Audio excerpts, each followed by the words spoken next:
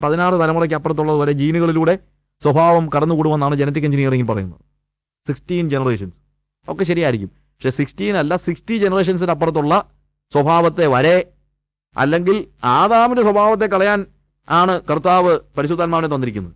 അല്ലാതെ എൻ്റെ വല്യപ്പൻ അങ്ങനെ ആയിരുന്നു, വല്യപ്പനല്ല, വല്യപ്പൂപ്പൻ്റെ അപ്പൂപ്പൻ ആദാമിനുണ്ടായിരുന്ന കുറവുകൾ വരെ മാറ്റാനാണ് പരിശുദ്ധാത്മാവിനെ തന്നിരിക്കുന്നത്. അല്ലാതെ എൻ്റെ വല്യപ്പൻ അങ്ങനെ ആയിരുന്നു പറഞ്ഞിട്ട് കാര്യമുണ്ടോ?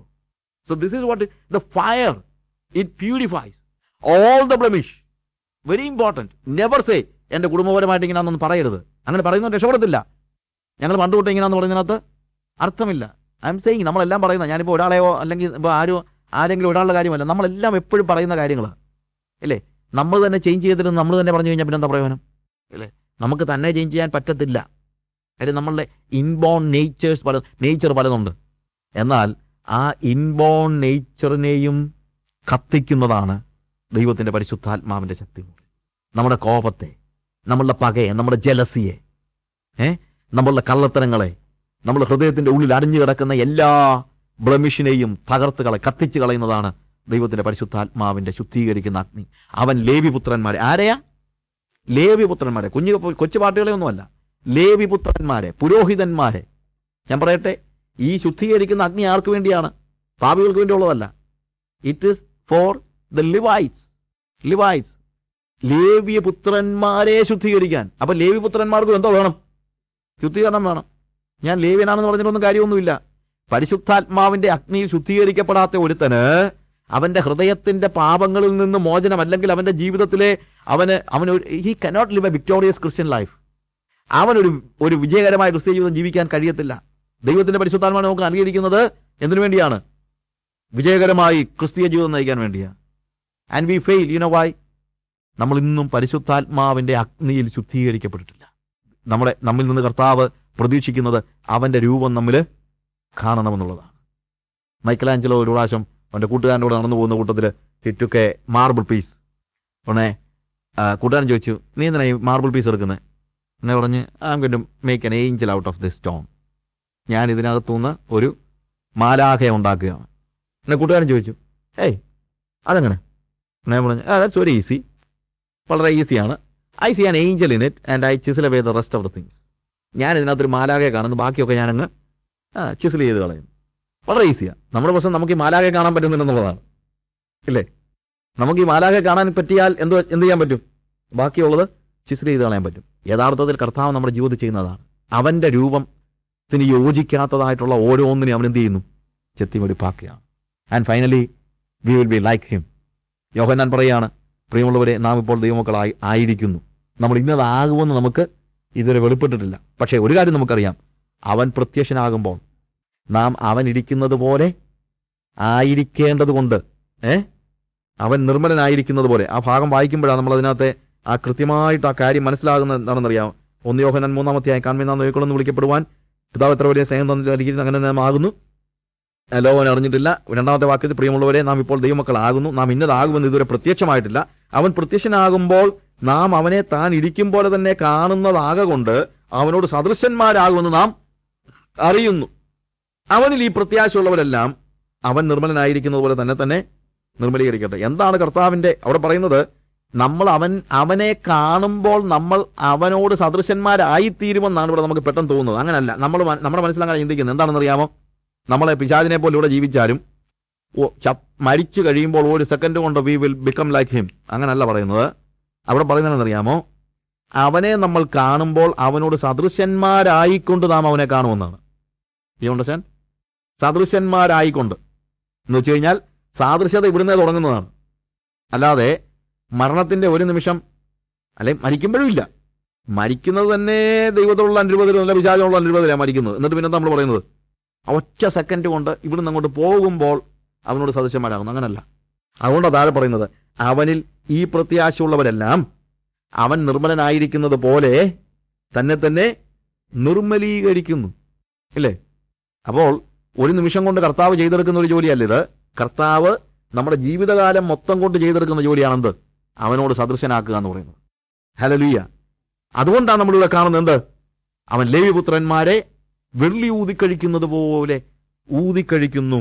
വെള്ളി ഊതിക്കഴിക്കുന്നത് പോലെ അവൻ്റെ സ്വഭാവം അവൻ്റെ നിർമ്മലത, അവൻ്റെ അനുരൂപത എന്താണ്? അവൻ്റെ നിർമ്മലതയാണ് അല്ലേ? അവനോട് സദൃശനാകും ആ പ്രത്യാശയുള്ളവർ, അതായത് അവനെ കാണുമ്പോൾ അവനെപ്പോലെ ആയിക്കൊണ്ട് അവനെ കാണണമെന്ന് പ്രതീക്ഷിക്കുന്നവരെല്ലാം ഇവിടെ ജീവിക്കുമ്പോൾ തന്നെ അവൻ നിർമ്മലനായിരിക്കുന്നത് പോലെ തങ്ങളെ തന്നെ നിർമ്മലീകരിക്കുന്നു അല്ലെ? ഈ വാക്യങ്ങളൊക്കെ വളരെ കൃത്യമായിട്ട് നമ്മൾ മനസ്സിലാക്കണം. കർത്താവിടെ എന്ത് ചെയ്യുന്നു?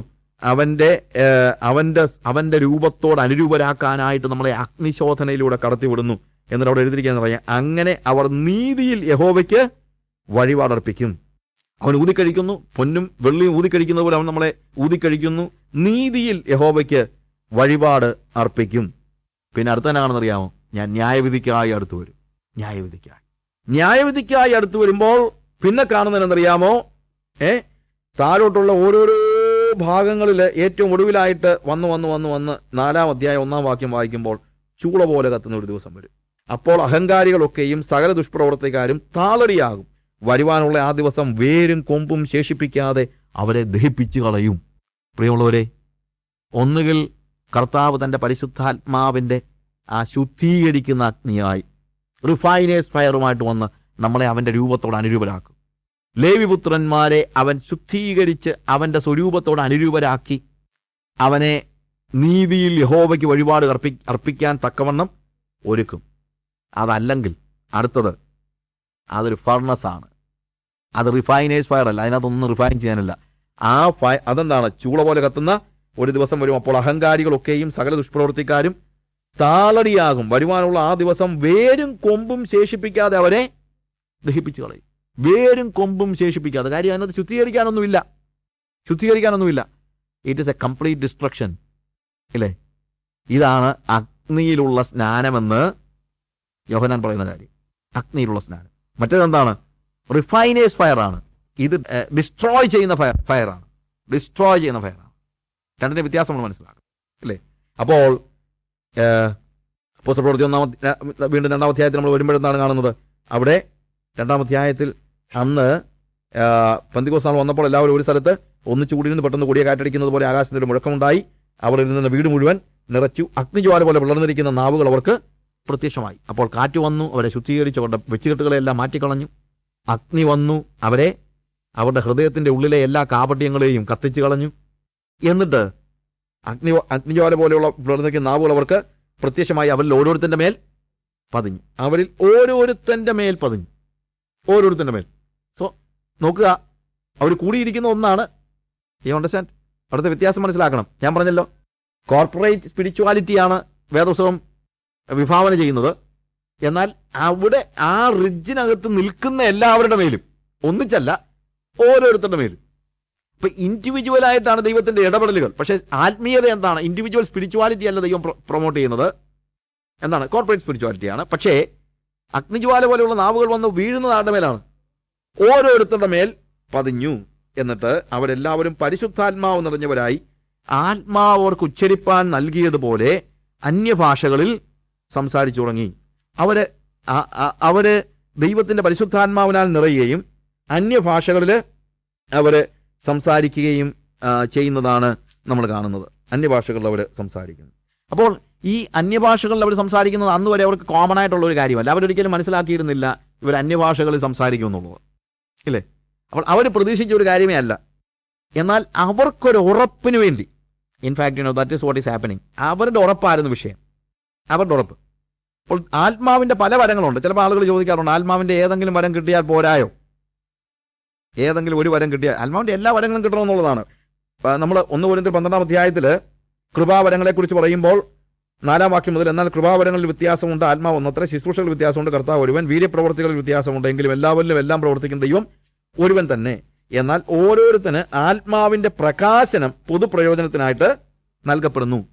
അപ്പോൾ വരങ്ങളെക്കുറിച്ച് പറയുമ്പോഴല്ലോ, അതിനെക്കുറിച്ച് ഞാൻ വരങ്ങളെക്കുറിച്ച് നാളെ വേണമെങ്കിൽ കുറച്ച് സമയം എടുക്കാം. ഇതെല്ലാം കൂടെ എടുക്കാനായിട്ടൊന്നും പറ്റുന്നില്ല. But still I will try to do that. അവിടെ it is the manifestation of the spirit. അന്യഭാഷയല്ല പരിശുദ്ധാത്മാവ്, അത് നമ്മൾ മനസ്സിലാക്കണം. പെന്തിക്കോസ്ത് നാളില് ഈ ശിഷ്യന്മാർ സ്വീകരിച്ചത് അന്യഭാഷയല്ല സ്വീകരിച്ചത്. ആരെയാ സ്വീകരിച്ചത്? പരിശുദ്ധാത്മാവിനെയാണ്.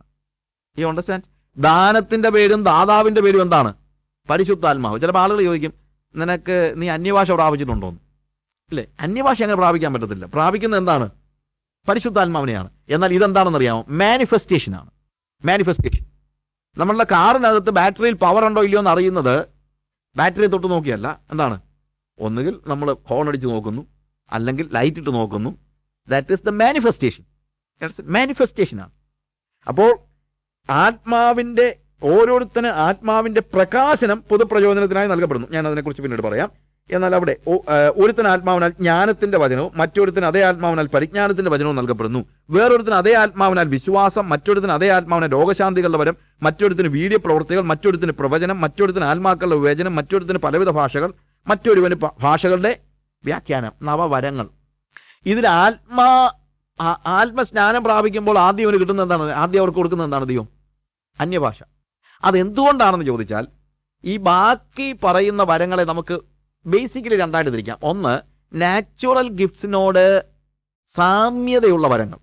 ഇപ്പം ജ്ഞാനത്തിൻ്റെ വരം, എനിക്ക് വിസ്ഡം, അതെനിക്ക് ഒരുമാതിരി എന്താണ്, പ്രത്യക്ഷത്തിൽ ഞാൻ വയസ്സായിട്ട് ഇടപെടുന്നത് ആത്മാവിനാലാണോ എൻ്റെ ലോകജ്ഞാനത്തിലാണോ എന്നുള്ളത്. ലോകജ്ഞാനവും ദൈവജ്ഞാനവും നമുക്ക് വേർതിരിച്ച് അറിയാനായിട്ട് ഡിഫറൻഷിയേറ്റ് ചെയ്യാൻ പ്രയാസമാണ്. അല്ലെങ്കിൽ ഒരുത്തന് ജ്ഞാനത്തിൻ്റെ വചനവും മറ്റൊരുത്തിന് അതേ ആത്മാവിനാൽ പരിജ്ഞാനത്തിൻ്റെ വചനവും നൽകപ്പെടുന്നു. വേറൊരുത്തിന് അതേ ആത്മാവിനാൽ വിശ്വാസം. സ്വാഭാവികമായി വിശ്വാസമുള്ളവരുണ്ട്, ആത്മാവ് സ്പെഷ്യലായിട്ട് എടുത്തുള്ള വിശ്വാസമുണ്ട്.